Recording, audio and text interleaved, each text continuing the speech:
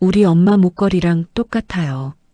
녹슨 철문 틈으로 찬바람이 스며드는 옥탑방. 밑창이 다 닳아버린 작은 운동화 한 켤레가 문 앞에 빗둘게 놓여 있었습니다.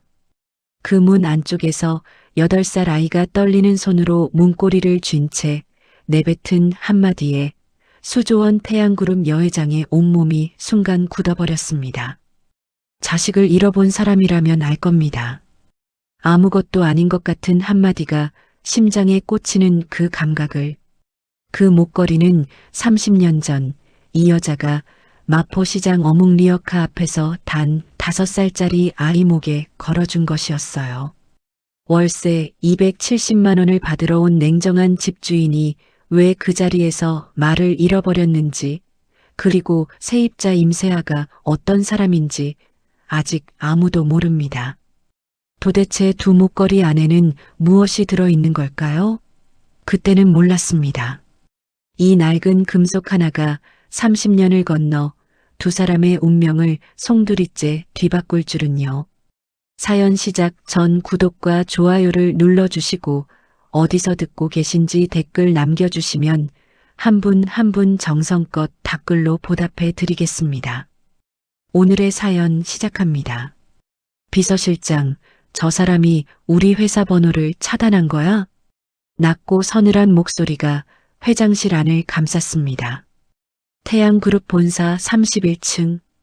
통유리 너머로 여의도 대로가 아득하게 펼쳐진 그 방에서 진채이는 책상 위 서류 한 장을 만년필 끝으로 툭툭 두드리고 있었어요.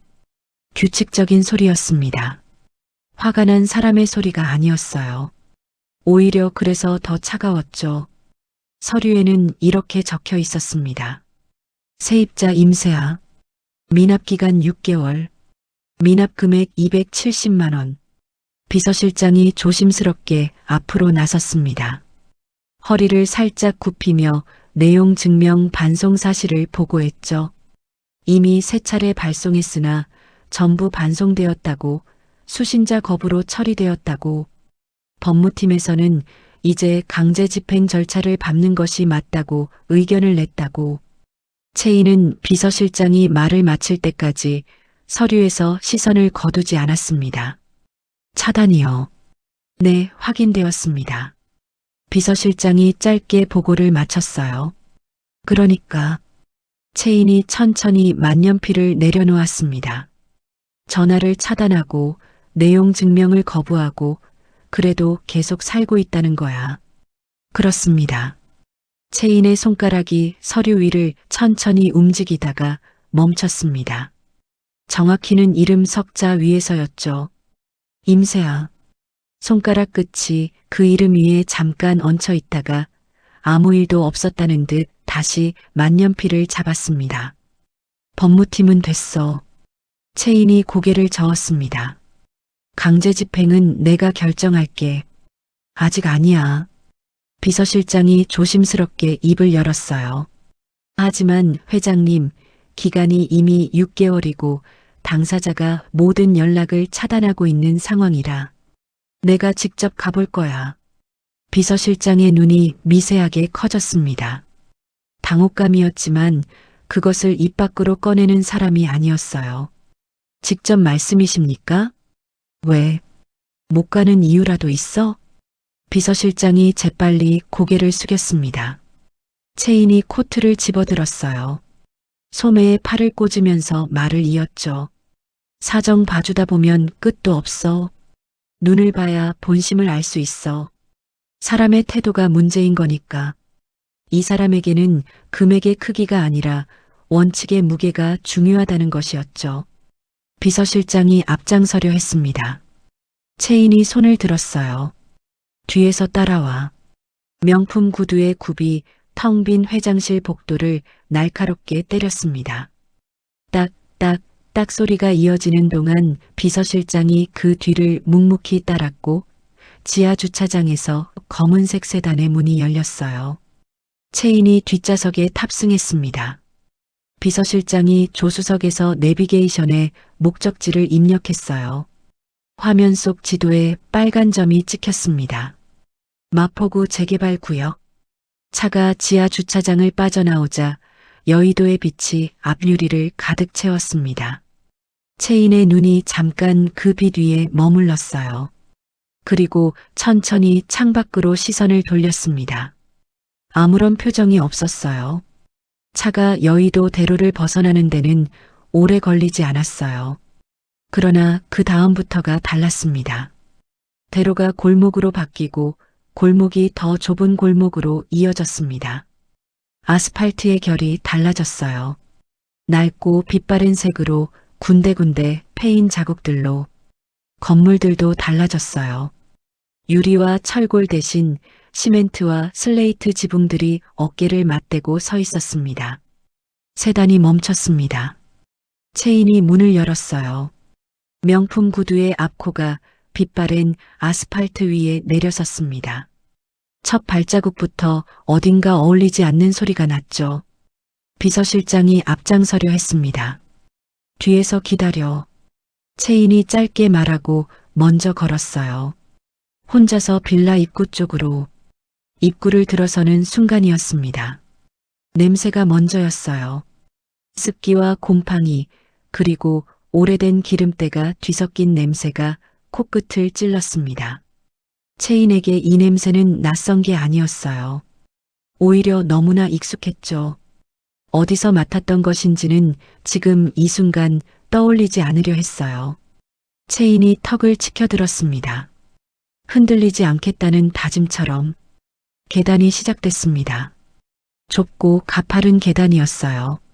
난간은 녹이 슬어 있었고 벽의 페인트는 군데군데 떨어져 시멘트 속살이 드러나 있었습니다. 구두굽 소리가 계단에서 메아리 쳤어요.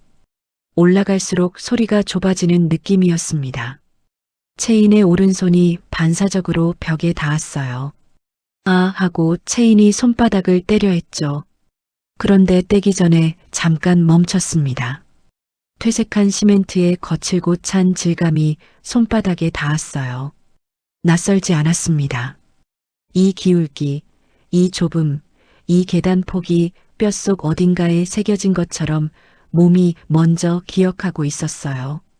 채인은 그 사실을 인식하려 하지 않았습니다. 손을 빠르게 거두고 계속 올랐어요. 미간이 좁혀졌습니다. 계단 끝 옥탑방 철문 앞에 도달했을 때 채인은 그 앞에서 잠깐 멈췄습니다. 녹슨 철문이었어요. 페인트가 곳곳에서 벗겨졌고 문틈으로 찬바람이 새어나왔습니다. 문 옆 벽에는 습기 자국이 짙게 스며들어 있었죠. 채인의 시선이 아래로 내려갔습니다. 철문 앞에 운동화 한 켤레가 비뚤어진 채 놓여 있었어요. 아이 것이었습니다. 작은 운동화. 밑창이 닳아 거의 평평해진 작은 신발. 뒤축이 한쪽으로 더 짓눌려 있었어요. 이 신발을 신고 뛰어다니는 아이를 생각하면 저절로 눈이 아래로 향하는 신발이었습니다. 채인의 시선이 그 위에 멈췄습니다. 얼마나 그렇게 서 있었을까요? 채인이 천천히 시선을 거뒀어요. 그리고 문 너머를 향해 선언했습니다. 태양그룹 채인 회장이다. 3분 준다. 목소리에는 분노도 조급함도 없었습니다. 오히려 그래서 더 차가웠어요. 3분 최후 통첩이 끝나기도 전이었습니다. 철문 안쪽에서 자물쇠 풀리는 소리가 났어요. 채인의 눈빛이 예리하게 빛났습니다. 철문이 아주 천천히 삐걱거리며 열렸어요. 문틈 사이로 나타난 것은 채인이 예상한 건방지고 뻔뻔한 세입자의 얼굴이 아니었습니다. 8살 남자아이가 고개를 내밀고 있었어요. 문고리를 쥔 작은 손이 떨리고 있었습니다. 눈에는 눈물이 그득 차 있었고 뺨은 추위에 발그스름했어요. 아이가 채인을 올려다보며 겨우 목소리를 쥐어짠 듯 말했습니다. 엄마는 지금 없는데. 채인의 입이 굳었습니다. 준비했던 첫마디가 목구멍에 걸렸어요. 차갑게 다듬어 두었던 그 말이 어디에도 닿지 못하고 그냥 안에서 사라졌습니다. 그것은 분노가 아니었어요. 당혹감도 아니었습니다. 차가운 원칙의 갑옷을 입고 여기까지 올라온 이 여자의 가슴속 깊은 곳에서 자기도 모르게 무언가가 예리하게 찔려 들어오는 것 같은 통증이었습니다. 아이가 다시 말했어요. 조금 더 작게. 밤 늦게 온다고 그랬는데. 말끝이 흘렀습니다. 아이도 자신이 처한 상황을 알고 있었어요. 이 여자가 왜 왔는지, 이 여자가 대답을 요구하고 있다는 것을. 그래서 더 울음이 나오려는데 참고 있었습니다. 채인이 문틈 너머로 시선을 밀어 넣었어요. 꺼진 보일러였습니다. 아이의 입김이 하얗게 피어오르고 있었어요. 식은 밥과 물 한 컵이 작은 상 위에 놓여 있었습니다. 반찬은 보이지 않았어요. 벽에는 곰팡이 자국이 번져 있었고 천장 한쪽에는 물이 샌 흔적이 남아 있었죠. 너 누구니? 임세아 씨는 어디 가고? 채인의 목소리는 낮았지만 방향을 잃었습니다. 세입자를 향한 분노가 어딘가 다른 곳을 향하고 있었어요. 하준이에요. 저. 아이가 조그맣게 말했습니다. 하준이는 몇 살이야? 8살이요. 8살이 혼자 있으면 안 되는 거 알아? 하준이가 대답하지 않았습니다. 대답할 수가 없었어요. 채인이 방안을 다시 살폈습니다. 보일러, 밥, 몇 벌 안 되는 옷가지들이 구석에 쌓여 있었어요. 가장 윗자리에 놓인 아이 옷에는 소매가 낡아 올이 풀려 있었습니다. 애를 이 꼴로 두고 어딜 다니는 거야? 이건 방치야. 하준이의 어깨가 움찔했습니다. 고개가 떨어졌어요. 반박하지 못했어요. 그냥 고개를 떨궜죠. 채인이 그 모습을 봤습니다. 분노를 쏟아낼 대상이 없다는 것을, 지금 이 아이는 아무 잘못도 없다는 것을 채인의 몸이 더 빨리 알고 있었어요. 채인과 하준이가 말없이 마주봤습니다. 채인의 시선이 아이의 손으로 내려갔어요. 문고리를 쥔 채 떨리고 있는 작은 손, 그리고 자신의 손으로 옮겨갔습니다. 오랫동안 만년필만 쥐어온 손, 다시 아이의 손으로 돌아왔어요. 그 2초도 안 되는 시간 동안 채인의 무언가가 조금 달라졌습니다. 채인이 수첩을 꺼냈어요. 엄마 일하는 곳 이름 알아? 여기 적어봐. 하준이가 겁에 질린 얼굴로 수첩과 펜을 받아들었습니다. 펜이 너무 커서 두 손으로 쥐었어요. 떨리는 손으로 천천히 썼습니다. 복숭구밥. 받침이 빠지고 글자가 흐트러진 글씨였어요. 채인이 그 글씨를 오랫동안 내려다봤습니다. 복숭국밥. 채인이 마음속으로 읽었어요. 다시 읽었습니다. 그리고 수첩을 접어 넣었죠. 채인이 비서실장에게 전화했습니다. 이 동네 복숭국밥이라는 국밥집 위치 찾아봐. 그리고 편의점 가서 아이 먹을 것 사다 넣어줘. 전화를 끊자 비서실장이 멈칫했습니다. 그리고 계단을 내려갔어요. 하준이가 어리둥절한 얼굴로 채인을 올려다봤습니다. 뭔가 말하려다가 겨우 입을 열었어요. 고맙습니다. 목소리가 작았습니다. 그러나 또렷했어요. 채인의 등이 미세하게 경직됐습니다. 채인이 몸을 돌려 계단을 향해 발을 옮겼습니다. 등을 보인 채 말했어요. 내 건물 관리하는 차원이니까. 그 한마디였습니다.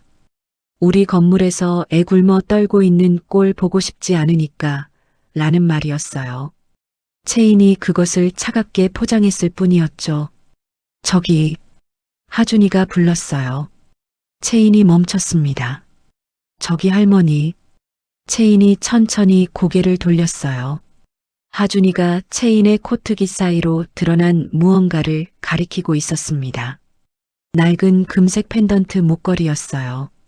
코트를 입으면서 깃 밖으로 흘러나온 것이었죠. 채인이 평소에는 옷 안쪽으로 여미는 것이었습니다. 채인이 되물었습니다. 이 목걸이? 하준이가 고개를 끄덕이며 말했어요. 처음보다 목소리가 조금 커져 있었습니다. 그거 안에 사진 들어있는 목걸이죠. 우리 엄마도 똑같은 거 있는데 어릴 때부터 계속 가지고 있었대요. 잠깐 멈췄습니다. 진짜 보물이라고 그랬어요. 채인의 숨이 멎었습니다. 그것은 충격이 아니었어요. 두려움도 아니었습니다. 30년 동안 단단하게 닫아두었던 어떤 문이 삐걱하고 안쪽에서 흔들리는 것 같은 감각이었어요. 채인의 심장이 덜컥 내려앉았습니다. 손이 반사적으로 움직였어요. 가슴 쪽 펜던트를 꽉 움켜쥐었습니다. 손가락 사이에서 낡은 금속이 차갑게 박혔어요. 그럴 리 없어. 채인이 속으로 중얼거렸습니다. 이 목걸이는 내가 시장에서 수아 목에 걸어준 건데 세상에 흔한 거야. 시장 바닥에도 널린 디자인이야. 사진이 같아야 의미가 있지. 사진이 다르면 아무 의미 없지. 4개의 농거가 이성의 방어선을 쌓아 올렸습니다. 그러나 본능은 한마디도 하지 않고 그냥 계속 심장을 두드리고 있었어요. 이성은 아니라고 외치는데 본능은 혹시라고 속삭이고 있었습니다. 채인이 억지로 목소리를 만들어냈어요. 이런 건 시장에 널린 거야. 목소리가 미세하게 갈라졌습니다. 채인은 그것을 들키지 않으려 빠르게 말을 끊었어요. 하준이가 고개를 갸웃했습니다. 더 묻지 않았어요. 채인이 시선을 견디지 못했습니다. 몸을 돌렸어요. 그리고 거의 뛰다시피 계단을 내려갔습니다. 구두굽 소리가 아까보다 훨씬 빠르고 어지러웠어요. 아이의 맑고 슬픈 눈망울을 마주한 순간 채인의 서늘한 카리스마에 처음으로 실금이 갔습니다. 그 금은 아주 가늘었어요. 하지만 금이 간 것만은 분명했습니다. 채인이 세단 뒷문을 벌컥 열고 시트에 몸을 던지듯 탑승했습니다. 숨이 거칠었어요. 가슴이 들썩였습니다. 비서실장이 조수석 문을 닫으며 룸미러로 채인을 살폈어요. 채인의 눈이 그 시선을 날카롭게 차단했습니다. 비서실장이 조용히 앞을 봤어요. 아무도 말하지 않았습니다. 차 안은 고급 가죽 냄새와 은은한 방향제 향기로 채워져 있었어요. 바깥 골목과는 전혀 다른 세계였습니다. 그런데 채인의 코 안에서는 그 냄새가 닿지 않았어요. 여전히 계단의 습기와 곰팡이 냄새가 코끝에 남아 있었습니다. 채인의 손이 재킷 안쪽으로 들어갔어요. 펜던트를 꺼내 손바닥 위에 올렸습니다. 낡은 금속이었어요. 세월의 손때가 금빛을 흐리게 만든 오래된 펜던트. 채인이 손 안에 쥐었습니다. 그런데 그 순간 이상한 일이 일어났어요. 금속이 갑자기 더 차갑게 느껴졌습니다. 손바닥의 열기가 전혀 전달되지 않는 것처럼 차 안의 공기가 이상하게 조여들었어요. 채인이 손바닥을 꽉 오므렸습니다. 그럴 리 없어. 이 목걸이는 내가 수아 목에 걸어준 건데. 이성이 먼저 말했어요. 빠르고 단호하게. 세상에 흔한 거야. 시장 바닥에도 널린 디자인이야. 사진이 같아야 의미가 있지. 사진이 다르면 아무 의미 없지. 그런데 본능은 아무 말도 하지 않았습니다. 그냥 계속 심장을 두드리고 있었어요. 이성은 아니라고 외치는데 본능은 혹시라고 속삭이고 있었습니다. 복숭국밥으로 가. 최대한 빨리. 비서실장이 조용히 주소를 입력했습니다. 차가 출발했어요. 채인이 눈을 감았습니다. 차 안의 냄새가 달라졌습니다. 가죽 냄새가 아니었어요. 방향제 향이 아니었습니다. 비릿하고 매캐한 냄새였어요. 어묵 국물 끓는 냄새, 생선 냄새, 땀 냄새, 아스팔트 위에 쏟아진 물이 뜨거운 햇볕에 증발하는 냄새. 그 모든 것이 한꺼번에 코끝을 찔렀습니다. 채인의 눈 안쪽에서 30년 전이 열렸어요. 32살이었습니다. 꽃무늬 앞치마를 두르고 휜 주걱을 잡고 삐걱거리는 어묵 리어카 앞에 서 있는 32살의 채인. 손등은 화상 자국투성이었어요. 주걱을 잡은 손에는 굳은 살이 박혀 있었습니다. 손목에는 뜨거운 국물이 튄 자국이 아물다 만채로 남아 있었어요. 그래도 눈빛은 꺼지지 않았습니다. 뼈가 가루가 되도록 싸운 사람만이 가질 수 있는 단단한 빛이었어요. 리어카 발치에 5살짜리 아이가 앉아 있었습니다. 엄마의 치맛자락을 붙잡고 까만 눈을 반짝이며 엄마, 이거 뭐야? 수아가 리어카 발판 옆에 떨어진 어묵꼬치를 집어들며 물었어요. 그거 바닥에 떨어진 거야. 입에 넣으면 안 돼. 채인이 주걱을 잠깐 내려놓고 앞치마 자락으로 손을 닦았습니다. 그리고 앞치마 안쪽에서 금색 펜던트를 꺼냈어요. 아이 앞에 조심스럽게 내밀며 말했죠. 우리 수아 보물이야. 여기 엄마랑 수아 사진 들었지? 절대 빼면 안 돼. 수아가 두 손으로 펜던트를 받아들었습니다. 작은 손가락으로 이리저리 만지작거리다가 배시시 웃었어요. 무거워. 근데 예뻐. 무거운 게 진짜 금이야. 가짜는 가볍거든. 채인이 말했습니다. 사실이 아니었어요. 시장 바닥에서 몇천 원 주고 산 도금 제품이었습니다. 하지만 수아가 그것을 소중하게 쥐는 것을 보면서 채인은 세상에서 가장 귀한 것을 건네준 사람 같은 기분이었어요.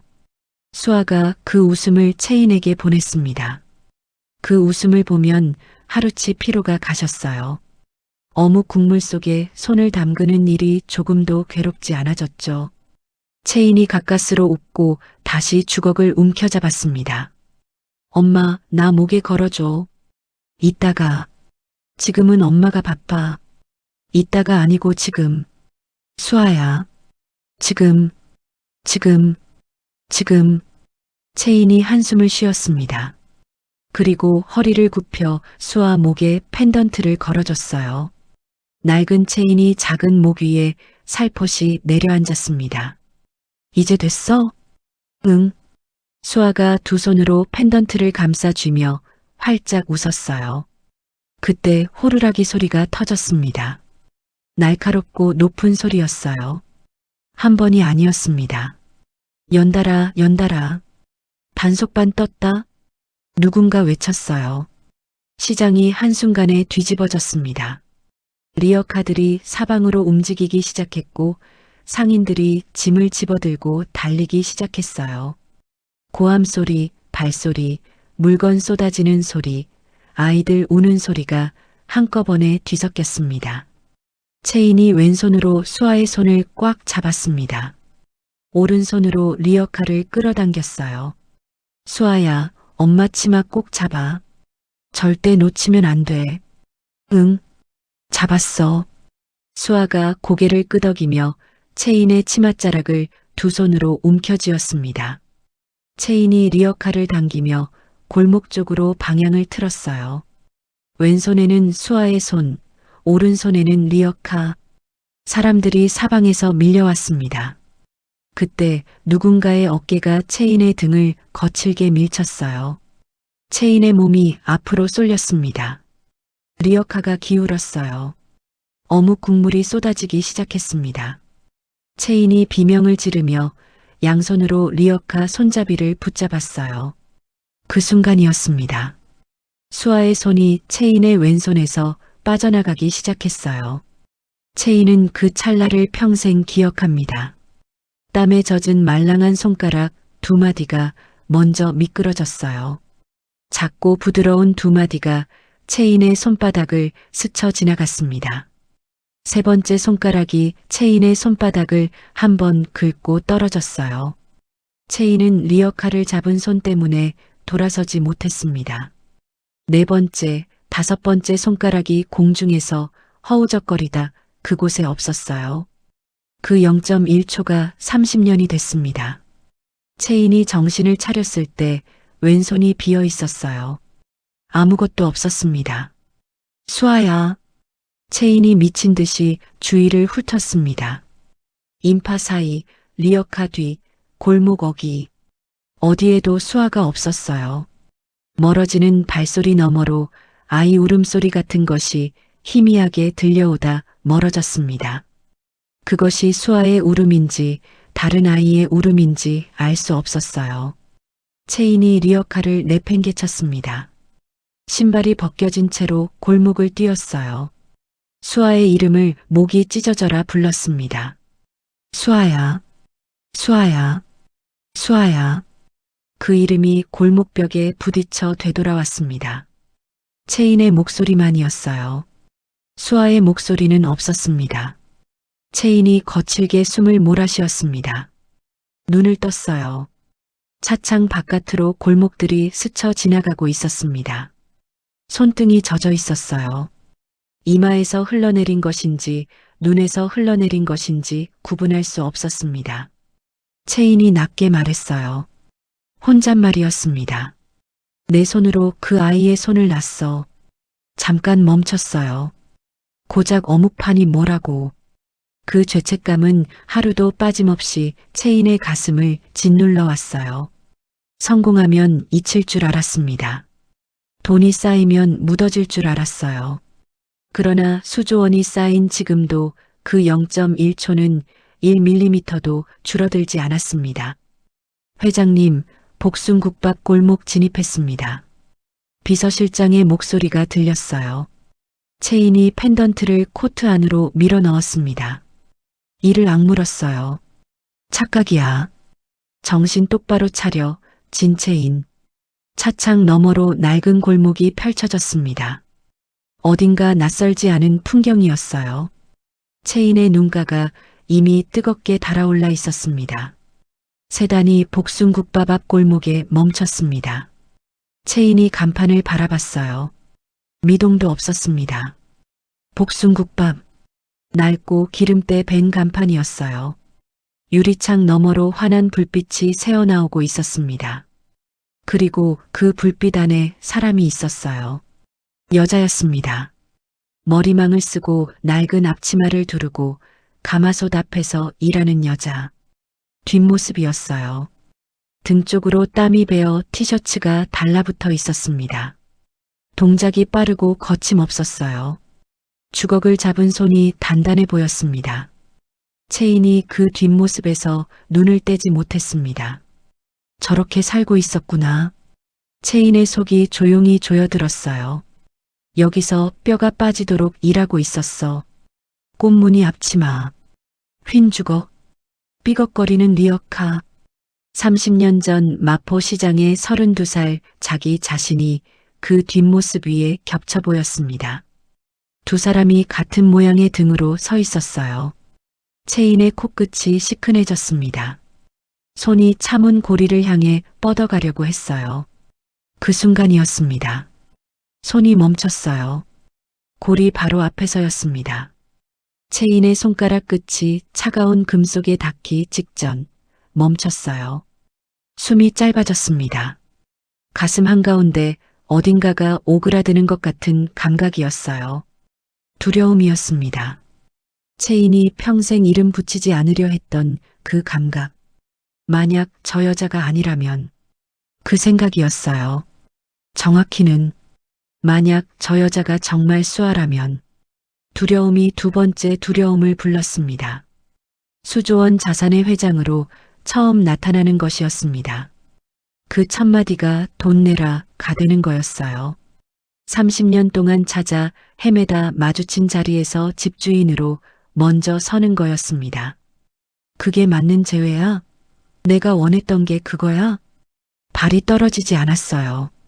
지금 나가서 저 여자의 얼굴을 확인해야 한다는 것을 머리로는 알고 있었습니다. 그 한 걸음이 떨어지지 않았어요. 체인이 손을 내렸습니다. 한동안 아무도 말하지 않았어요. 비서실장은 룸미러로 체인의 얼굴을 살폈지만 묻지 않았습니다. 식당 안에서는 세아가 여전히 주걱을 잡고 가마솥 앞에 서 있었어요.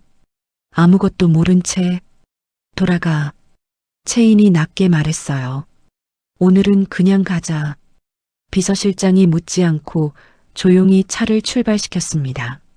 사이드 미러 안에서 복숭국밥 간판이 천천히 작아졌습니다. 작아지다가 더 작아지다가 보이지 않았어요. 채인은 천천히 눈을 감았습니다. 집에 돌아와서도 채인은 코트를 벗지 않았습니다. 소파에 그대로 앉았어요. 등받이에 기대지도 않고 그냥 앉아 있었습니다. 오래 넓은 집이었어요.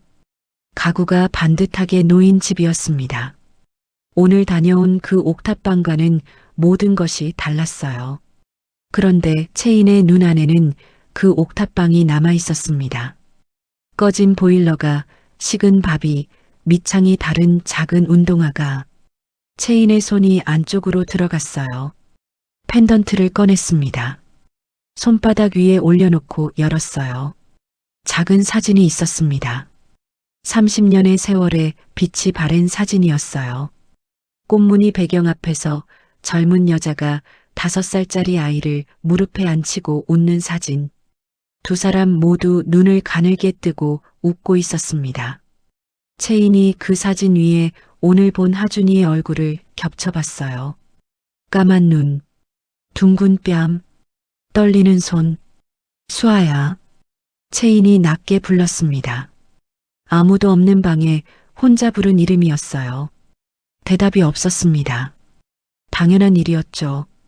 채인이 펜던트를 닫았습니다. 꽉 쥔 채 눈을 감았어요. 같은 시각 마포구 재개발 구역 옥탑방에서 세아가 하준이를 이불로 덮어주고 조용히 일어섰습니다. 아이의 숨소리가 고르게 이어졌어요. 세아가 그 숨소리를 한동안 들었습니다. 하루 종일 뛰어다닌 아이였어요. 엄마가 없는 동안 혼자 있었던 아이였습니다. 세아가 이불 끝을 한 번 더 여몄어요. 그리고 앞치마 안쪽을 천천히 더듬었습니다. 펜던트였어요. 낡고 오래된 금색 펜던트. 세아가 손바닥 위에 올려놓았습니다. 열지 않았어요. 그냥 손 안에 쥔 채 벽에 등을 기댔습니다. 낮에 오고 간 그 여자가 자꾸 눈에 밟혔어요. 냉정한 얼굴이었습니다. 그러나 비서에게 아이 먹을 것을 사오라고 했어요. 차갑게 굴었지만 차갑지만은 않았던 그 여자. 세아는 그 여자의 눈빛을 잘 읽을 수가 없었습니다. 왜 직접 왔을까? 세아가 속으로 중얼거렸어요. 회사에서 처리하면 될 텐데. 대답은 나오지 않았습니다. 밖에서 바람 소리가 들렸어요. 철문 틈으로 찬 기운이 스며들었습니다. 세아가 펜던트를 쥔 손을 가슴 쪽으로 당겼어요. 그날 밤 서로가 서로를 모르는 두 사람이 똑같은 것을 손 안에 쥐고 각자의 어둠 속에 앉아 있었습니다. 한 사람은 여의도의 넓은 집에서, 한 사람은 마포구의 좁은 옥탑방에서. 같은 밤이었어요. 같은 것을 손 안에 쥐고 있었습니다. 그 사실을 어느 쪽도 알지 못했어요. 듣는 분들만 알고 있었죠. 새벽 5시였습니다. 채인이 옷장 앞에 서 있었어요. 그레이톤 정장이 있었습니다. 캐시미어 코트가 있었어요. 명품 구두가 있었습니다. 채인이 그것들을 한참 바라봤어요. 그리고 안쪽으로 손을 뻗었습니다. 감색면 재킷이었어요. 구김이 있었고 소매 끝이 약간 달아 있었습니다. 굽 낮은 구두와 함께 꺼냈어요. 거울 앞에 섰습니다. 회장이 아니었어요. 그냥 사람이었습니다. 채인이 그 모습을 한번 보고 고개를 돌렸어요. 비서실장이 복숭국밥 앞 골목에 차를 세웠을 때 채인이 문을 열었습니다. 정말 혼자 들어가실 겁니까? 비서실장이 물었어요. 채인이 차문을 닫으며 말했습니다. 밥 한 그릇은 먹겠다는데 뭘 그래. 여기서 기다려. 유리문을 당겼습니다. 열기가 먼저였어요. 가마솥에서 올라오는 뜨거운 김이 얼굴을 감쌌습니다. 사골 국물 끓는 냄새가 진하게 퍼져 있었어요. 주인 여자의 어서 오세요 소리가 날아왔고 손님들의 수저 소리와 목소리가 뒤섞였습니다. 허연 할머니 둘이 한 테이블에 앉아 있었어요. 작업복 차림의 남자 셋이 국밥을 들이켜고 있었습니다.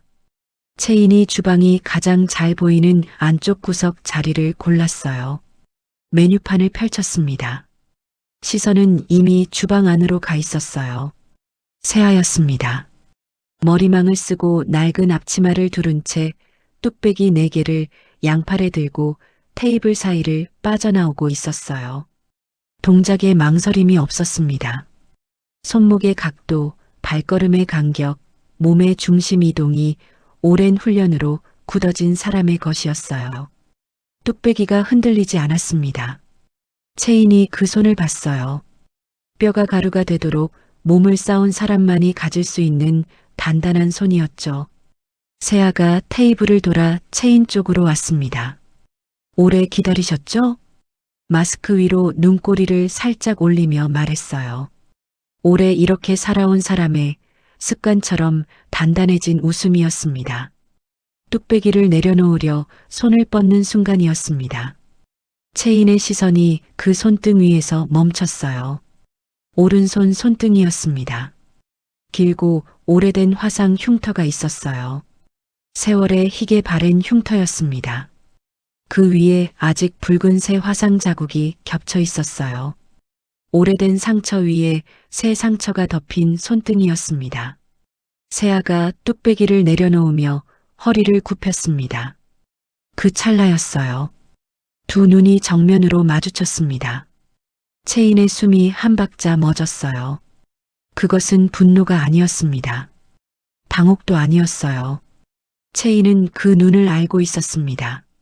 30년 전 마포시장 노점에서 5살짜리 수아를 등에 업고 어묵 주걱을 휘두르던 32살의 자기 자신 손등이 갈라지고 눈이 충혈되어도 쓰러지지 않았던 그 시절 거울에 비치던 자기 눈이 바로 저랬거든요. 핏줄 선 흰자위 안에 꺼지지 않는 단단한 빛. 지는 법을 배우지 못한 사람의 눈이었습니다. 채인의 시선이 세아의 눈에서 내려왔어요. 자신의 손 위에 놓인 숟가락에 멈췄습니다. 가마솥이 보글보글 끓는 소리, 옆 테이블 작업복 남자들의 수저 소리, 할머니들이 나누는 얘기 소리. 채인이 현재로 돌아왔어요. 채인이 숟가락을 들었습니다. 국밥을 한 모금 떴어요. 뜨거웠습니다. 진하고 깊은 사골 국물이었어요. 채인이 천천히 삼켰습니다. 손이 미세하게 떨리고 있었지만 채인은 그것을 숟가락 위에서 내보이지 않았어요. 그때였습니다. 쾅! 식당 안쪽 테이블에서 무언가를 세게 내리치는 소리가 터졌어요. 손님들의 수저가 일제히 멈췄습니다. 중년 남자였어요. 험상궂은 인상에 짧고 굵은 곱슬머리가 군데군데 하얗게 새어 있었습니다. 그 남자가 국밥 그릇을 테이블 끝으로 밀어붙이며 소리쳤어요. 국밥에 머리카락 들어갔잖아. 깍두기 접시가 바닥으로 떨어졌습니다. 깨지는 소리가 식당 안을 울렸어요. 세아가 소스라치게 놀라며 달려갔습니다. 정말 죄송합니다. 바로 새로 가져다 드릴게요. 새 거로 되겠냐? 진상 손님이 코웃음을 쳤어요. 이거 보건소에 신고한다. 인터넷에 다 올려버린다. 식당 이름이 복순국밥이지? 복순국밥, 머리카락 나왔다고.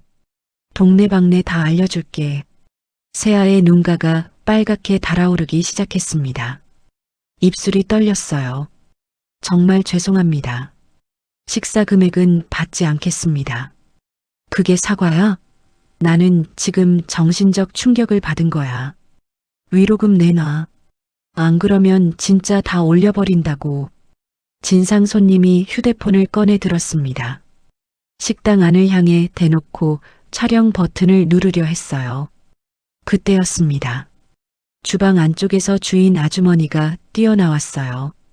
앞치마로 손을 닦으며 빠르게 걸어오더니 세아의 등 뒤에서 낮게 말했습니다. 임씨, 빨리 사과해요. 그냥 넘어가야 해. 세아가 고개를 더 깊이 숙이려 했어요. 정말 죄송합니다. 제가 다시... 됐어, 사과는. 진상 손님이 손을 내저었습니다. 위로금 내놓으라고. 아니면 내가 직접 처리할 테니까. 세아의 무릎이 천천히 꺾이기 시작했어요. 고개가 힘없이 떨어졌습니다. 마스크 위로 맺혀있던 눈물이 뚝 바닥 타일을 적셨어요. 식당이 숨막히는 정적에 빠졌습니다. 손님들이 고개를 돌리거나 국밥 그릇만 내려다봤어요. 체인의 숟가락이 탁 소리를 내며 테이블 위에 놓였습니다. 그때와 똑같았어요. 30년이 지났는데 세상은 하나도 안 변한 거였습니다. 힘없는 사람이 무릎을 꿇어야 하고 구경꾼들은 고개를 돌리는 세상이. 체인이 천천히 자리에서 일어섰어요. 걸었습니다. 임원들이 물러서는 그 걸음으로 한 발 한 발. 진상 손님이 움찔했습니다. 뭐야? 상관 말고 밥이나 먹으라고. 체인이 멈추지 않았어요. 진상 손님 테이블 바로 앞에 섰습니다. 재킷 안주머니에서 손수건을 꺼냈어요. 국밥 그릇에서 머리카락 한 올을 천천히 건져 올렸습니다. 그것을 형광등 아래로 들어 올렸어요. 아무도 말하지 않았습니다. 식당 안이 조용해졌어요. 사기를 치려면 공부 좀 하고 오지 그랬어요. 목소리는 낮았습니다. 고함이 아니었어요. 진상 손님의 얼굴이 굳었습니다. 체인이 건져낸 머리카락을 세아 쪽으로 시선을 보내며 말을 이었어요. 저분 머리카락은 검고 길어요. 생머리죠. 그런데 이건 짧고 굵고 곱슬이에요. 하얗게 새어 있고요. 체인의 시선이 진상 손님의 머리 위로 올라갔습니다. 식당 안의 시선이 일제히 진상 손님의 머리를 향했어요. 진상 손님의 얼굴이 불그락푸르락 변했습니다. 체인이 한 뼘 거리로 다가섰어요. 눈을 정면으로 꿰뚫었습니다. 아까부터 오른손으로 머리를 긁고 그 손을 국밥 그릇 위로 가져가는 걸 처음부터 끝까지 봤어요. 영업 방해에 공갈 협박, 지금까지 녹음하고 있었거든요. 체인이 재킷 안주머니에서 휴대폰을 꺼내 화면을 보여줬습니다. 녹음 타이머가 돌아가고 있었어요. 진상 손님의 얼굴에서 핏기가 빠졌습니다. 이게 당신이 뭔데? 체인이 대답하지 않았어요. 그냥 봤습니다. 그 눈빛 하나로 충분했어요. 세상에 두려울 것 없이 살아온 사람의 눈, 지금 이 자리가 얼마나 가소로운지를 눈빛 하나로 전달하는 눈. 진상 손님이 그 시선을 4초 버티다가 먼저 눈을 피했어요. 잠깐의 침묵이었습니다. 재수없게 진짜. 됐어. 진상 손님이 도망치듯 식당 문을 향해 걸었어요. 유리문이 덜컹 닫혔습니다. 식당 안의 공기가 한꺼번에 풀렸어요. 할머니 손님이 혀를 찼습니다. 허런 사람이 다 있어. 잘하셨어요, 아가씨. 작업복 남자가 웃으며 말했어요. 저 아줌마간 크다. 시원하네. 주인 아주머니가 허겁지겁 달려오며 허리를 깊이 굽혔습니다. 감사하다고, 덕분에 살았다고. 체인이 주인에게 눈길 한 번 주지 않았어요. 세아를 봤습니다. 무릎 꿇다만 어중간한 자세로 체인을 멍하니 올려다보고 있었어요. 마스크 위로 눈물이 범벅이 된 채로 체인이 세아 쪽으로 몸을 기울였습니다. 나직하게 세아에게만 들릴 정도로 말했어요. 남의 잘못 뒤집어 쓰지 마요. 세상은 생각보다 비겁해서 한번 고개 숙이면 계속 누르려고 드니까. 세아의 입술이 파르르 떨렸습니다. 눈물이 두 줄기 흘러내렸어요. 체인이 계산대로 향했습니다. 10,000원짜리 2장을 놓고 거스름 돈도 받지 않고 문 쪽으로 걸었어요. 유리문 손잡이를 잡았습니다. 등 뒤에서 발소리가 났어요. 다급하고 빠른 발소리였습니다. 저기 손님, 잠시만요. 세아의 목소리였어요. 체인이 손잡이를 잡은 채 멈췄습니다. 체인이 천천히 고개를 돌렸습니다. 세아가 쟁반을 계산대에 내려놓고 숨을 헐떡이며 서 있었어요. 이마에 땀이 맺혀 있었습니다. 눈가는 눈물로 젖어 있었어요. 채인과 눈이 마주치자 세아가 조금 멈칫했다가 입을 열었습니다. 아까는 정말 감사했습니다. 목소리가 낮고 담담했어요. 그런데 끝에서 살짝 떨렸습니다. 저 혼자였으면 그냥 무릎 꿇고 빌었을 거예요. 그게 맞는 줄 알았으니까요. 세아가 잠깐 멈췄습니다. 누가 제 편이 되어준 게 진짜 오랜만이라서 그 말을 꺼내는 순간 세아의 목이 메었어요. 말을 잇지 못했습니다. 세아가 마스크를 천천히 내렸어요. 제대로 인사하려고 그 순간이었습니다. 채인은 마스크가 턱 아래로 내려가는 것을 봤어요. 느렸습니다. 아주 느렸어요. 마스크 아랫단이 코 아래를 지나고 입술 위를 지나고 턱선 아래로 내려가는 그 찰나가 채인에게는 몇 초처럼 느껴졌습니다. 아닐 거야. 채인이 속으로 말했어요. 얼굴이 비슷한 사람은 세상에 얼마든지 있어. 눈매 하나로 단정 짓는 건 30년 동안 혼자 너무 오래 찾아다닌 탓이야. 냉정하게 봐, 진채인. 마스크가 완전히 내려갔습니다. 얼굴 전체가 드러났어요. 채인의 머릿속에서 그 모든 이성의 문장들이 한꺼번에 사라졌습니다. 눈매였어요. 채인이 먼저 본 것은 눈매였습니다. 가늘고 맑은 눈매.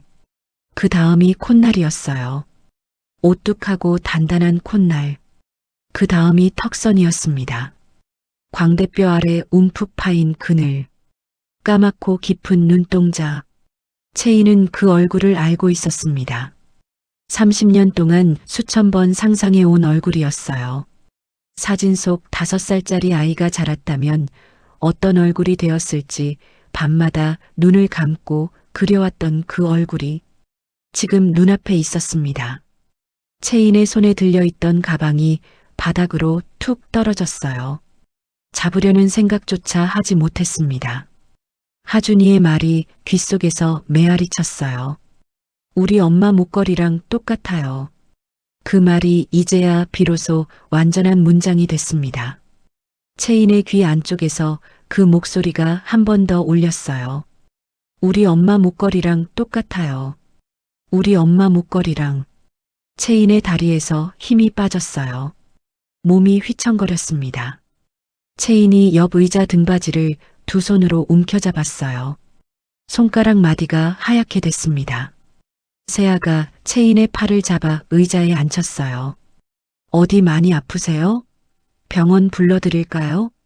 세아가 주방 쪽으로 돌아서며 물을 가져왔습니다. 채인 앞에 내밀었어요. 채인이 물컵을 받아 쥐었습니다. 그런데 손이 걷잡을 수 없이 떨렸어요. 물이 컵 밖으로 흘러내렸습니다. 세아의 까맣고 깊은 눈동자가 바로 코앞에서 채인을 똑바로 바라봤어요. 채인의 가슴 깊은 곳에서 30년 동안 녹슬어가던 어떤 자물쇠가 덜컥 열리는 것 같은 감각이었습니다. 그 문 안쪽에 있던 것이 한꺼번에 쏟아져 나오려 하고 있었어요. 채인이 떨리는 손을 재킷 안쪽으로 밀어 넣었습니다. 펜던트를 꺼냈어요. 세아 앞에 내밀었습니다. 혹시? 목소리가 갈라졌어요. 채인이 다시 시작했습니다. 혹시 이런 목걸이를 가지고 있나요? 거의 속삭임이었어요. 세아의 눈이 동그래졌습니다. 채인의 손바닥 위 펜던트에 시선이 꽂혔어요. 한동안 그것을 바라보다가 세아가 천천히 앞치마 안쪽을 더듬었습니다. 조심스럽게 꺼냈어요. 낡은 금색 펜던트였습니다. 두 펜던트가 나란히 공중에 떠올랐어요. 크기가 같았습니다. 모양이 같았어요. 세월의 손때가 같은 방식으로 금빛을 흐리게 만들어 놓은 것도 같았습니다. 두 사람이 동시에 그것을 확인했어요. 잠깐의 침묵이었습니다. 세아가 먼저 입을 열었어요. 이건 제 보물이에요. 어릴 때부터 계속 가지고 있던 건데 어디서 난 건지 몰라요. 잠깐 멈췄습니다. 보육원 선생님이 너 데려왔을 때 이미 목에 걸려 있었다고만 했어요. 체인에 떨리는 손이 세아의 펜던트를 향해 뻗었습니다. 이거 열어봐도 되겠니? 거의 들리지 않는 목소리였어요. 세아가 조심스럽게 고개를 끄덕였습니다. 체인이 세아의 펜던트를 받아들었어요. 손가락이 너무 떨려서 3번 만에 열었습니다. 딸깍. 작은 소리였어요. 안에 사진이 있었습니다. 30년의 바랜 사진이었어요. 꽃무늬 배경 앞에서 젊은 여자가 5살짜리 아이를 무릎에 앉히고 웃는 사진. 두 사람 모두 눈을 가늘게 뜨고 웃고 있었습니다. 체인이 자신의 펜던트를 열었어요. 테이블 위에 2개를 나란히 펼쳐 놓았습니다. 식당 안의 소리가 멀어졌어요. 가마솥 끓는 소리도, 할머니들의 목소리도, 형광등 윙윙거리는 소리도, 오직 2개의 사진만 있었습니다. 체인의 눈에 2 사진이 완전히 동일했어요. 같은 꽃무늬 배경이었습니다. 같은 구도였어요. 같은 미소였습니다. 젊은 여자의 얼굴이 지금 눈앞에 앉아 있는 체인의 32살 얼굴이었고, 무릎 위 아이의 얼굴이 지금 눈앞에 서 있는 세아가 5살이던 시절의 얼굴이었어요. 체인의 입술이 파르르 떨렸습니다. 세아가 2 사진을 번갈아 봤어요. 1번, 2번, 그리고 체인을 봤습니다. 체인을, 사진을, 체인을. 이게... 세아가 말을 시작했어요. 그리고 멈췄습니다. 이게 어떻게... 다시 멈췄어요. 말이 나오지 않았습니다. 목이 막혔어요. 체인이 2 팔을 뻗었습니다. 세아를 끌어안았어요. 내 딸. 체인의 목소리가 끊겼습니다. 내 수아야. 다시 끊겼어요. 체인이 숨을 1번 들이켰습니다. 그리고 말을 이었어요. 한 문장씩 억지로. 엄마가 미안해. 엄마가 죄인이야. 고작 어묵판 지키겠다고 내 손을 놓은 게 이 엄마야.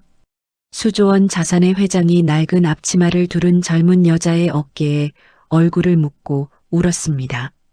세아가 팔 안에 감싸인 채 꼼짝도 하지 못했어요. 무슨 일이 일어나고 있는지 머리로는 이해하지 못했습니다.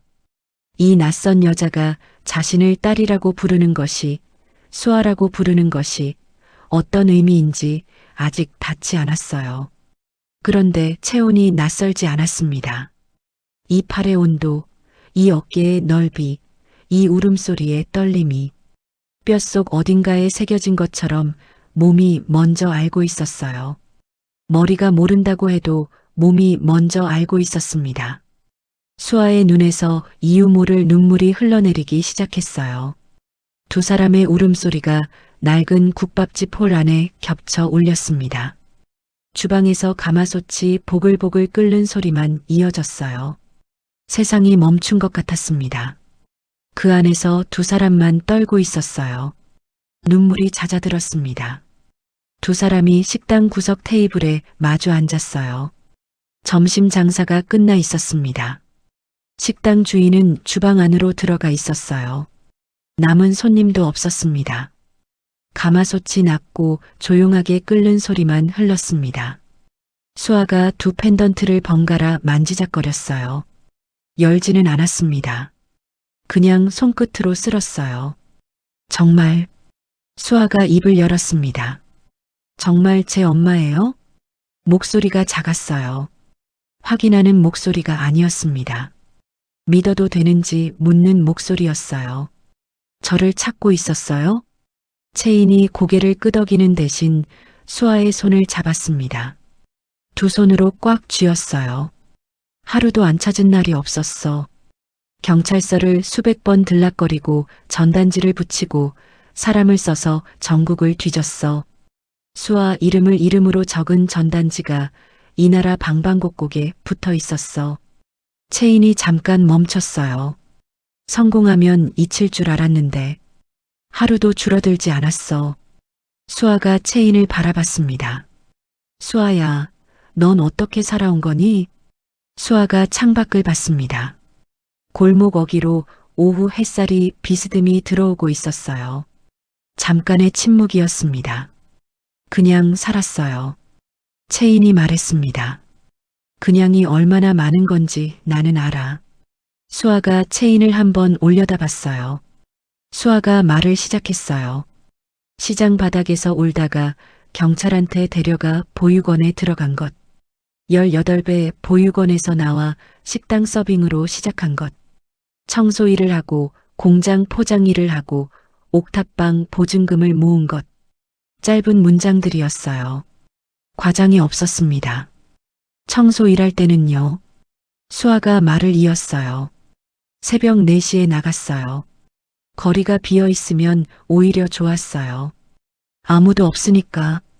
아무도 없으면 내가 어떤 표정을 짓든 상관없으니까요. 채인이 손을 더 꽉 쥐었습니다. 공장에서 만난 남자가 있었어요.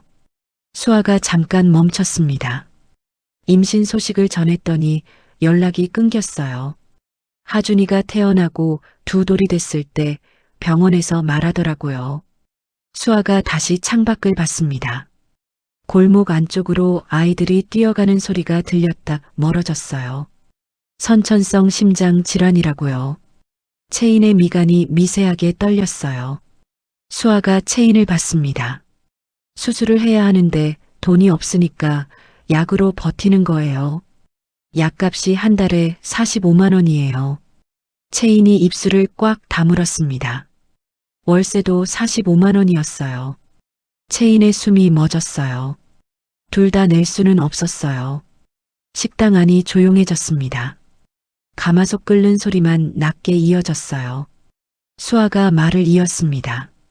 매달 월세 봉투 앞에 쪼그려 앉아서 혼자 말했어요. 미안해요, 집주인 아주머니. 이번 달만 봐주세요. 다음 달엔 꼭 드릴게요. 채인이 숨을 들이켰습니다. 그게 6번 쌓인 거예요. 270만 원이었어요. 수아가 두 손을 무릎 위에 모았어요. 전화가 올 때마다 손이 떨렸어요. 받으면 나가라는 소리를 들을 것 같아서. 나가면 하준이가 길바닥에서 죽어요. 그래서 비겁하게 도망쳤어요. 전화를 차단하고 내용 증명을 받지 않고. 채인의 손 위에서 무언가가 흔들렸어요. 수아가 잠깐 눈을 내리깔았다가 다시 들었습니다. 집주인 아주머니가 어떤 분인지 몰랐어요. 얼마나 화가 나셨을지도요. 근데 그래도 나갈 수가 없었어요. 채인이 눈을 감았습니다. 감았다가 떴어요. 수아야. 채인이 불렀어요. 수아가 채인을 봤습니다. 네가 매달 봉투 앞에서 미안하다고 말했다고 했지. 네. 그 집주인 아주머니가 나야. 식당 안이 멎었습니다. 수아가 움직이지 않았어요. 채인도 말하지 않았습니다. 가마솥만 낮게 끓었어요. 수아의 시선이 테이블 위에 고정된 채 움직이지 않았습니다. 채인의 얼굴을 보지 못했어요. 볼 수가 없었습니다. 숨이 잠깐 멈췄어요. 수아의 손이 무릎 위에서 천천히 오그라들었습니다. 손가락 끝이 하얗게 됐어요. 집주인이 단어 하나가 가슴 안쪽을 건드렸어요. 그 사람이 매달 봉투 앞에서 손이 떨렸습니다. 미안해요, 집주인 아주머니. 이번 달만 봐주세요. 그 말을 6번 했어요. 6번 동안 그 아주머니의 얼굴을 한 번도 본 적 없었습니다. 그냥 미안하다고만 했어요. 빌었어요. 그 아주머니가. 수아의 눈에서 눈물이 아무 예고 없이 흘러내렸습니다. 닦지 않았어요. 닦을 생각이 나지 않았습니다. 한참이 지났어요. 채인이 말을 이었어요. 이번엔 더 낫게. 심장 아픈 내 손주가 혼자 떨고 있는 줄도 모르고 차갑게 문 앞에 서 있었어. 이 엄마가 그랬어. 채인의 주먹이 테이블을 한번 내리쳤습니다. 자기 자신을 향한 분노였어요. 30년 전엔 어묵판 지키려다 손을 놓쳤고 30년이 지나서는 월세 받으러 간다고 우리 수아를 길바닥으로 내쫓으려 했어. 이 엄마는 한 번도 안 변한 거야. 채인이 고개를 떨궜습니다. 어깨가 흔들렸어요. 수아가 한동안 그 자리에 있었습니다. 조금씩 조금씩 봉투 앞에서 떨렸던 그 손이, 내용 증명을 거부했던 그 두려움이, 철문 너머에서 들려왔던 차갑고 낮은 그 목소리가 태양그룹 채인 회장이다. 3분 준다. 그 목소리가 이 사람이었다는 것이, 매달 미안하다고 빌었던 그 아주머니에게 사실은 가장 미안해야 했던 사람이 먼저 찾아와 있었다는 것이. 수아가 천천히 손을 뻗었습니다. 채인의 손 위에 자신의 손을 올렸어요. 엄마. 처음으로 그 말을 썼습니다. 괜찮아요. 엄마도 몰랐잖아요. 채인의 울음이 더 거세졌습니다. 녹슨 문 하나를 사이에 두고 바깥에는 수조원을 쥔 회장이, 안에는 270만 원조차 없는 누군가가 서로를 감지하며 숨을 고르고 있었던 겁니다. 그 문이 이제야 열린 거였어요. 30년 만에. 채인이 재킷 안주머니에서 휴대폰을 꺼냈습니다. 수아가 그것을 바라봤어요. 채인이 번호를 눌렀습니다. 신호가 2번 갔어요. 비서실장. 낮고 빠른 목소리였습니다. 당장 국내 최고 소아 심장 전문의 수소문에서 내일 아침까지 스케줄 잡아. 가능하면 오늘 중으로. 비서실장이 침묵했습니다. 한 박자였어요. 알겠습니다, 회장님. 옥탑방 월세 미납 기록 전부 삭제해. 오늘 중으로. 알겠습니다. 그리고 그 건물 관리팀 연결해. 보일러 교체하고 방수 작업 당장 들어가. 오늘 저녁 안으로. 알겠습니다. 채인이 전화를 끊었습니다. 수아가 2 손을 내저었어요. 아니에요. 그러실 필요 없어요. 30년의 습관처럼 나온 말이었습니다. 힘이 없었어요. 저 혼자 다 해왔으니까요. 채인이 수아를 봤습니다. 알아. 짧게 말했어요. 혼자 다 해왔다는 거 알아. 그게 얼마나 많은 건지도 알아. 잠깐 멈췄습니다. 근데 이제 혼자 안 해도 돼. 수아의 입술이 떨렸어요. 반박하려다 멈췄습니다. 채인이 휴대폰을 내려놓고 수아의 2 손을 잡았어요. 꽉 쥐었습니다. 놓치면 다시는 잡을 수 없다는 듯이. 30년 전 시장통에서 리어카를 잡으려다 놓쳤던 그 손을 이번엔 2 손으로 잡았어요. 30년 전에 놓친 내 손을 이제야 다시 잡았어. 채인이 말했습니다. 빠르지 않게 한 문장씩 끊어서. 이번엔 죽어도 안 놓는다. 잠깐 멈췄어요. 하준이도 너도 이 엄마가 지킬 거야. 수아의 눈에서 눈물이 흘러내렸습니다. 30년 동안 혼자 버텨오면서 단 한 번도 느껴보지 못했던 안도의 눈물이었어요. 누군가가 이 손을 잡고 있다는 것. 이번엔 놓지 않겠다고 말하는 사람이 있다는 것. 그것만으로도 수아의 어깨가 조금 내려갔습니다. 엄마. 수아가 낮게 불렀어요. 채인이 고개를 들었습니다. 저 사실 무서웠어요. 매달. 알아. 나가라고 할까봐. 알아. 하준이가 길바닥에서. 안 그래. 절대 안 그래. 채인이 수아의 손을 더 꽉 쥐었어요. 수아가 눈을 감았습니다. 눈물이 볼을 타고 흘렀어요. 닦지 않았습니다. 그냥 뒀어요. 2 사람이 마주잡은 손 위로 식당 창 너머 해가 뉘역 기울고 있었습니다. 며칠이 지났습니다. 채인이 마트 봉투를 들고 옥탑방 계단을 올랐어요. 이번엔 명품 구두가 아니었습니다. 굽 낮은 단화였어요. 구두굽 소리가 나지 않았습니다. 계단이 조용했어요.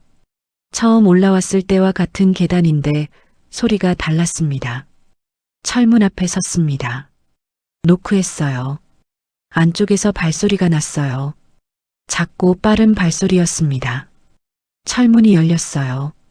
하준이가 채인을 보고 눈이 커졌습니다. 또 왔어요? 채인이 마트 봉투를 들어 보이며 말했어요. 밥 먹으러 왔어. 하준이가 문을 활짝 열었습니다. 그리고 다시 채인을 올려다봤어요. 맨날 올 거예요? 글쎄가 뭐예요? 올 거예요, 말 거예요. 채인이 잠깐 하준이를 내려다봤어요. 와도 돼? 하준이가 잠깐 생각하는 척 했습니다. 그리고 말했어요. 와도 돼요. 뒤로 물러서며 문을 더 활짝 열었어요. 채인이 안으로 들어섰습니다. 좁은 방 안이었어요. 그런데 달라진 것이 있었습니다. 보일러가 돌아가고 있었어요. 방바닥이 따뜻했습니다. 벽지도 새로 바뀌어 있었습니다. 천장에 물샌 흔적이 사라져 있었어요. 수아가 주방 쪽에서 나왔습니다. 손에 행주를 들고 있었어요. 채인과 눈이 마주쳤습니다. 둘 다 잠깐 멈췄다가 수아가 먼저 말했어요. 들어오세요. 들어왔는데 채인이 짧게 받았습니다. 수아가 잠깐 멈칫했어요. 그리고 웃었습니다. 소리 없이 그냥 입꼬리가 올라갔어요. 세 사람이 좁은 방에 나란히 앉았습니다. 작은 밥상이었어요. 채인이 마트에서 사온 것들이 하나씩 올라왔습니다. 하준이가 채인 옆에 딱 붙어 앉았어요. 밥을 먹기 시작했습니다. 아무도 말하지 않았어요. 수저 소리만 났습니다. 보일러 돌아가는 소리가 낮게 깔렸어요. 창밖으로 골목의 저녁 소리가 희미하게 들려왔습니다. 하준이가 채인의 팔을 쿡 찔렀어요. 할머니는 왜 우리 집에 자꾸 와요? 채인이 대답을 못했습니다. 수아를 봤어요. 수아가 하준이를 봤습니다. 밥 먹어. 그것뿐이었어요. 하준이가 국을 한 숟갈 떴습니다. 그리고 다시 말했어요. 근데 진짜로요. 왜 와요? 하준아. 수아가 낮게 불렀어요. 밥 먹으라고. 먹고 있잖아요. 하준이가 입안 가득 밥을 씹으면서 채인을 올려다봤습니다. 채인이 그 얼굴을 봤어요. 볼이 빵빵하게 부풀어 있었습니다. 채인이 뭔가 말하려다가 그냥 숟가락을 들었어요. 세 사람이 다시 아무 말 없이 밥을 먹었습니다. 어색했어요. 그런데 이상하게 따뜻했습니다. 채인이 숟가락을 내려놓았습니다. 잘 먹었어. 하준이가 채인을 올려다봤어요. 할머니, 내일도 와요? 채인이 짧게 말했습니다. 응. 하준이가 숟가락을 탁 내려놓았습니다. 그럼 내일은 고기 사와요. 하준아. 수아가 눈을 흘겼어요. 왜요? 나 고기 먹고 싶은데. 채인이 짧게 말했습니다. 알았어. 하준이가 씩 웃었어요. 수아가 그 옆에서 고개를 저었습니다. 채인이 그 두 사람을 봤어요. 하준이가 웃고 수아가 고개를 젓고 보일러가 돌아가고 있었습니다. 이 좁은 방에서 세 사람이 밥을 먹었어요. 그것뿐이었습니다. 그것으로 충분했어요. 아니, 충분한 것보다 더 많았습니다. 채인이 잠깐 눈을 내리깔았어요. 숟가락을 테이블에 조용히 내려놓았습니다. 아무것도 하지 않았어요. 그냥 있었습니다. 하준이가 채인의 팔을 또 쿡 찔렀습니다. 할머니, 왜 자꾸 머리 만져요? 만지면 안 돼?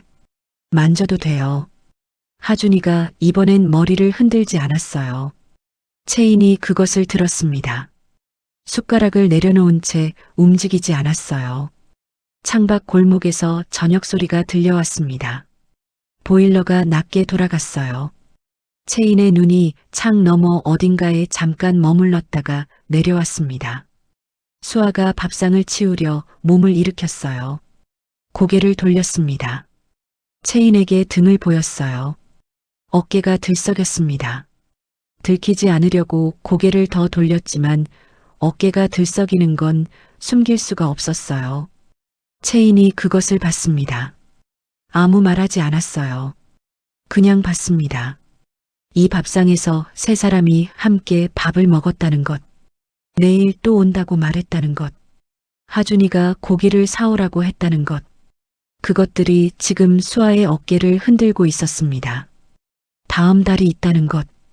그 다음 달도 있다는 것. 처음으로 그것이 보였어요. 채인이 자리에서 천천히 일어섰습니다. 그로부터 몇 달 많은 것이 달라졌습니다. 채인이 병원 로비 의자에 앉아 있었어요. 새벽 5시부터였습니다. 아무도 없는 로비였어요. 형광등 빛이 차갑게 내려앉아 있었습니다. 청소부 아주머니의 대걸레 소리만 복도 끝에서 희미하게 들려왔어요. 채인이 코트 안주머니에서 펜던트를 꺼내 손 안에 쥐었습니다. 만지작거렸어요. 열지는 않았습니다. 비서실장이 커피를 가져다 줬어요. 채인이 받아들었습니다. 한 모금도 마시지 못했어요. 컵이 식어가는 것을 손 안에서 느끼면서 그냥 앉아 있었습니다. 회장님, 안으로 들어가서 기다리시지요. 비서실장이 조심스럽게 말했어요. 여기가 좋아. 채인이 짧게 말했습니다. 여기서 기다릴 거야. 비서실장이 더 말하지 않았어요. 오전 7시가 넘었습니다. 수아가 하준이를 안고 도착했어요. 하준이가 수술복 차림이었습니다. 몸집에 비해 헐렁한 수술복이었어요. 채인을 보자마자 두 팔을 벌렸습니다. 채인이 자리에서 일어서 하준이를 받아 안았어요. 아이가 너무 가벼웠습니다. 이 나이 아이가 이렇게 가벼우면 안 된다는 것을 채인은 알았어요. 손 안에 들어올 것처럼 가벼운 이 아이의 심장이 지금까지 약으로만 버텨왔다는 것을 알았습니다. 채인이 하준이를 더 꽉 안았어요. 아이의 등에 손을 얹었습니다. 작은 등이었어요. 손바닥 하나가 다 덮일 만큼 작은 등이었습니다. 할머니, 나 수술하면 아파요? 하준이가 채인의 목을 끌어안으며 물었어요. 작은 손가락이 재킷깃을 꼭 쥐었습니다. 채인이 말했어요. 안 아파. 잠깐 자고 일어나면 다 끝나 있을 거야. 진짜요? 거짓말 아니죠? 할머니가 언제 거짓말했어? 하준이가 잠깐 생각했어요. 없는 것 같은데. 그럼 됐잖아. 하준이가 채인의 목을 더 꽉 끌어안았습니다. 채인이 눈을 질끈 감았어요. 옥탑방 철문 뒤에서 바들바들 떨며 엄마는 지금 없는데 하고 말하던 날이 떠올랐습니다. 그 작은 손이 문고리를 쥐고 떨던 것이 그 아이가 지금 채인의 목을 끌어안고 있었어요. 등이 이렇게 작은 아이였습니다. 그날 이 작은 등이 혼자 그 차가운 방에 있었어요. 채인이 눈을 꽉 감은 채로 아이의 등을 쓸었습니다. 수아가 그 모습을 봤어요. 말하지 않았습니다. 수술실 문이 닫혔어요. 빨간 불이 켜졌습니다. 채인과 수아가 수술실 앞 복도 의자에 나란히 앉았어요. 아무도 말하지 않았습니다. 1시간이 지났어요. 2시간이 지났습니다. 3시간이 지났어요. 4시간이 지났습니다. 복도의 형광등이 낮은 소리로 윙윙거렸어요. 가끔 간호사가 지나갔습니다. 멀리서 방송 소리가 들렸다 사라졌어요. 수아의 어깨가 형광등 소리에 맞춰 미세하게 움찔했습니다. 수아가 입을 열었어요. 엄마, 하준이가 괜찮겠죠? 처음으로 기대는 어투였습니다. 채인에게 기대는 것이었어요. 채인이 대답 대신 수아의 손을 잡았습니다. 수아도 채인의 손을 쥐었어요. 그렇게 앉아 있었습니다. 채인이 조용히 물었어요. 밥은 먹었어? 수아가 짧게 말했습니다. 못 먹었어요. 아침은? 그것도요. 채인이 비서실장을 불렀어요. 조용히 말했습니다. 편의점 가서 뭐라도 사다 줘. 비서실장이 자리를 떴어요. 수아가 말했습니다. 안 먹어도 돼요. 진짜로. 먹어야 해. 지금 밥이 넘어가겠어요? 채인이 수아의 손을 꽉 쥐었습니다. 그래도 먹어야 해. 하준이가 눈 뜨면 엄마 얼굴 봐야 하잖아.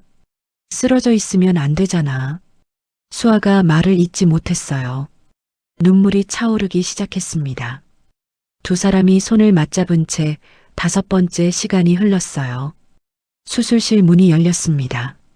채인과 수아가 동시에 벌떡 일어섰어요. 의사가 마스크를 내리며 나왔습니다.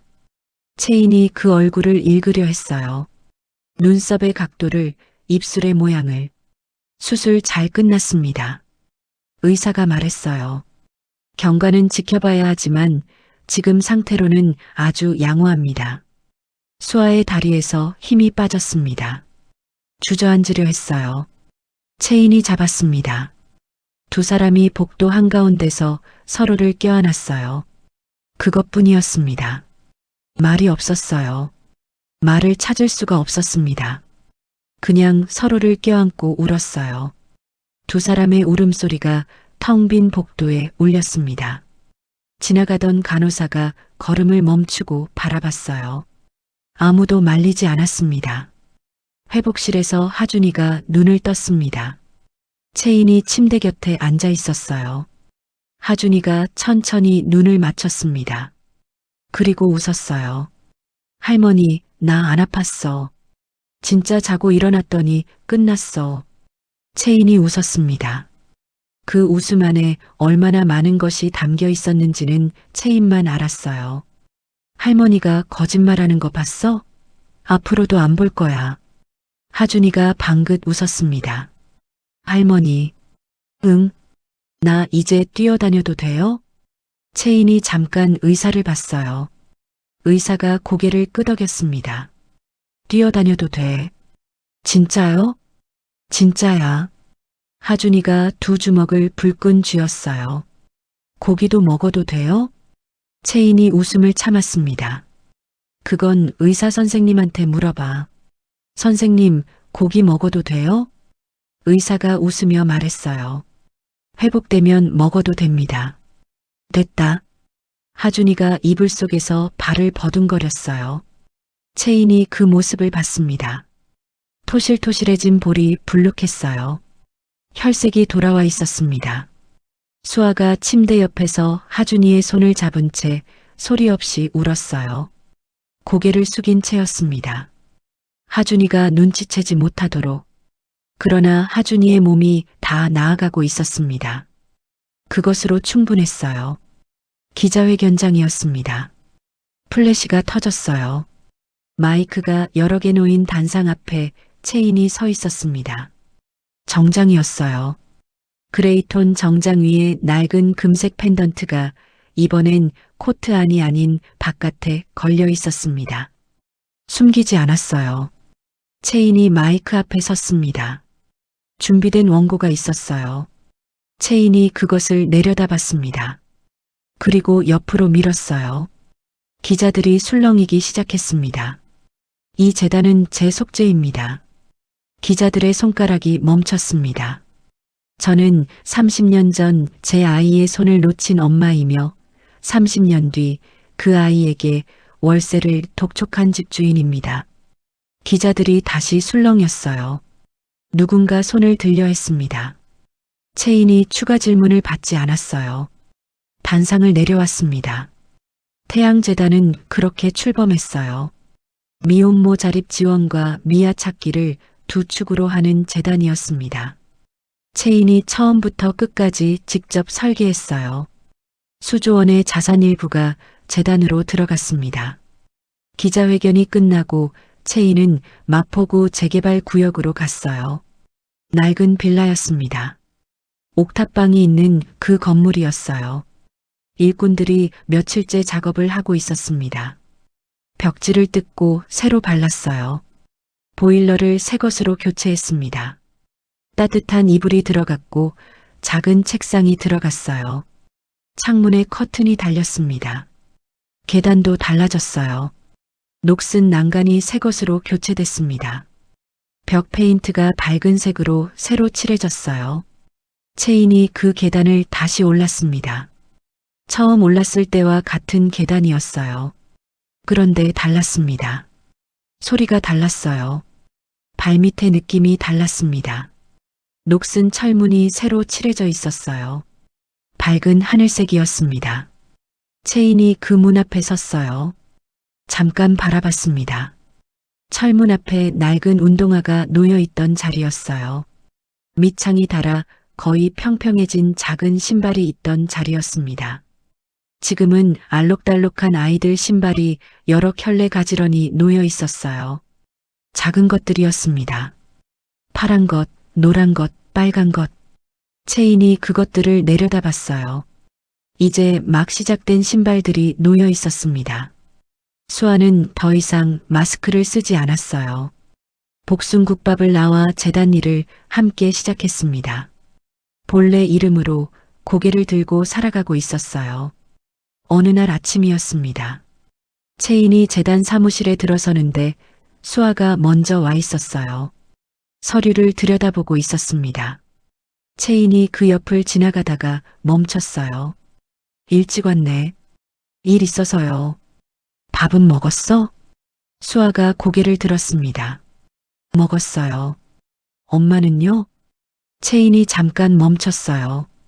수아가 엄마라고 부를 때마다 채인은 아직도 그 한 박자를 그냥 흘려보내지 못했습니다. 먹었어. 거짓말하지 마요. 먹었다고. 수아가 일어서며 말했어요. 잠깐 기다려요. 주방 쪽으로 갔습니다. 잠시 후 작은 도시락을 들고 왔어요. 아침에 하준이 거 쌀 때 같이 쌌어요. 채인이 도시락을 받아들었습니다. 아무 말하지 않았어요. 그냥 받아들었습니다. 수아가 다시 자리에 앉아 서류를 펼쳤어요. 두 사람이 나란히 앉아 일했습니다. 아무 말도 없었어요. 그런데 조용하지 않았습니다. 종이 넘기는 소리, 연필 긁히는 소리, 가끔 한 사람이 다른 사람 쪽으로 서류를 밀어 넣는 소리. 그것으로 충분했어요. 화창한 주말 오후였습니다. 세 사람이 골목 사진관 앞에 섰어요. 하준이가 간판을 올려다 봤습니다. 할머니, 여기 왜 왔어요? 채인이 말했어요. 우리 보물 안에 넣을 새 사진 찍으러 왔지. 하준이가 아 하고 고개를 끄덕였습니다. 그 다음 말이 없었어요. 이미 다 이해했다는 듯이. 나도 보물 있어요? 하준이가 채인을 올려다 봤어요. 채인이 잠깐 하준이를 봤습니다. 있어. 어딨어요? 나중에 줄게.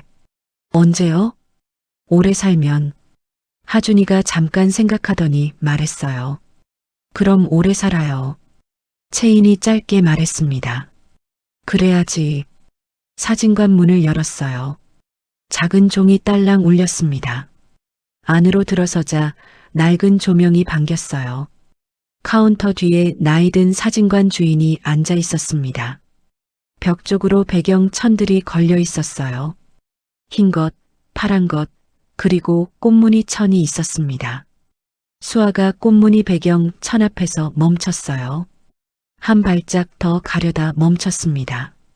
눈시울이 붉어졌어요. 나 여기 온 적 있는 것 같아.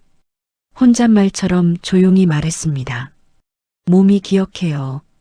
이 형광등 빛이랑 배경 천 냄새가 낯설지가 않아. 채인이 잠깐 눈을 감았어요. 그리고 조용히 말했습니다. 몸이 기억한다면 그게 진짜야. 채인의 손이 수아의 어깨에 살며시 얹혔어요. 수아가 그 손을 느꼈습니다. 어깨가 조금 내려갔어요. 채인이 말을 이었습니다. 5살 때 여기서 사진 찍기 싫다고 얼마나 칭얼댔는지 알아? 간지럼을 태워야 겨우 웃었어. 그 사진이 이거야. 채인이 펜던트를 살짝 들어 보였어요. 수아가 웃었습니다. 눈물이 흘러내리는데 웃고 있었어요. 나 지금도 사진 찍는 거 싫어하는데. 입꼬리를 올리면서 말했습니다. 두 사람이 서로 닮은 웃음을 마주했어요. 눈꼬리가 올라가는 방식이 같았습니다. 눈을 가늘게 뜨는 것이 같았어요. 하준이가 두 사람 사이로 파고들었습니다. 빨리 찍어요. 나 배고파. 밥 먹고 왔잖아. 수아가 말했어요. 또 배고파요. 너는 맨날 배고프니? 맨날이요. 채인이 하준이의 머리를 한번 쓸었습니다. 하준이가 머리를 흔들었어요. 채인이 다시 쓸었습니다. 하준이가 또 흔들었어요. 채인이 세 번째 쓸었습니다. 할머니, 왜 자꾸 만져요? 만지면 안 돼? 만져도 돼요. 하준이가 이번엔 머리를 흔들지 않았어요. 꽃무늬 배경 앞에 세 사람이 섰습니다. 가운데 채인, 오른쪽 수아, 왼쪽 하준이었어요. 사진관 주인이 카메라를 조정했습니다. 자, 하나, 둘, 셋. 그 순간이었어요. 하준이가 두 팔을 벌렸습니다. 왼쪽으로 채인을, 오른쪽으로 수아를 동시에 끌어안았어요. 채인의 눈이 커졌습니다. 수아의 웃음과 눈물이 동시에 터졌어요. 찰칵, 셔터가 터졌습니다. 사진이 나왔어요. 채인은 눈이 반쯤 감겨 있었습니다. 수아는 코가 빨갛고 볼에 눈물 자국이 남아 있었어요. 하준이만 활짝 웃고 있었습니다. 세 사람의 자세가 제각각이었어요. 완벽하지 않은 사진이었습니다. 그래서 완벽했어요. 세 사람이 골목으로 나왔어요. 하준이가 앞서 뛰어갔습니다. 채인과 수아가 나란히 걸었어요. 수아가 뽑아온 사진을 꺼냈습니다. 작고 네모난 사진이었어요.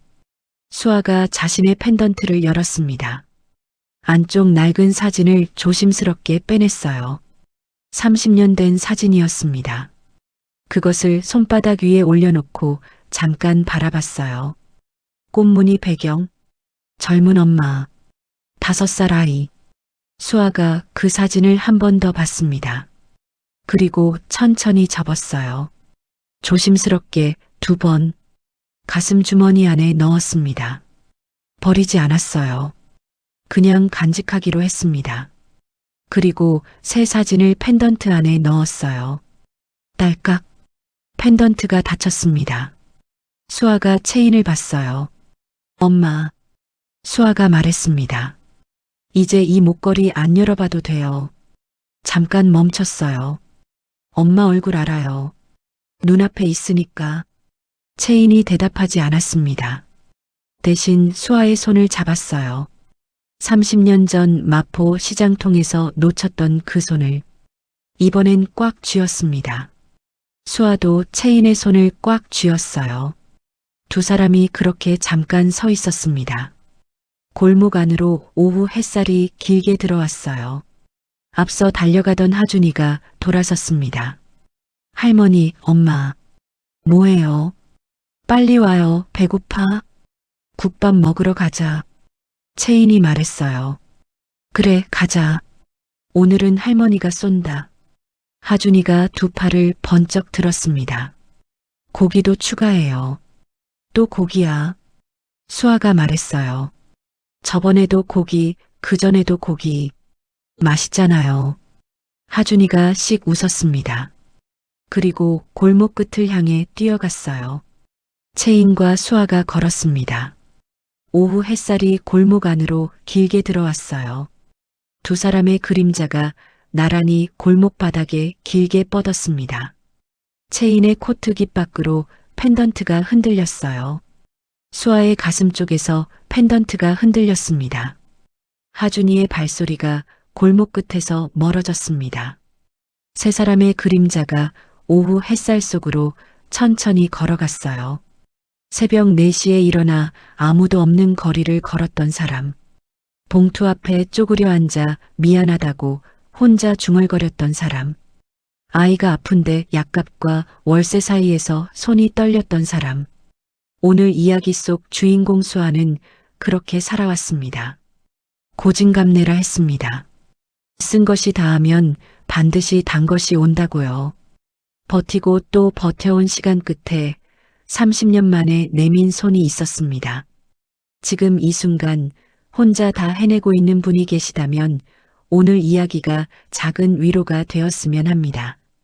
쓴 시간이 길수록 단 것이 더 깊이 스며드는 법입니다. 그 시간이 절대 헛되지 않으리라는 것을 오늘 수아가 보여줬으니까요. 조금만 더 버텨주시길 바랍니다.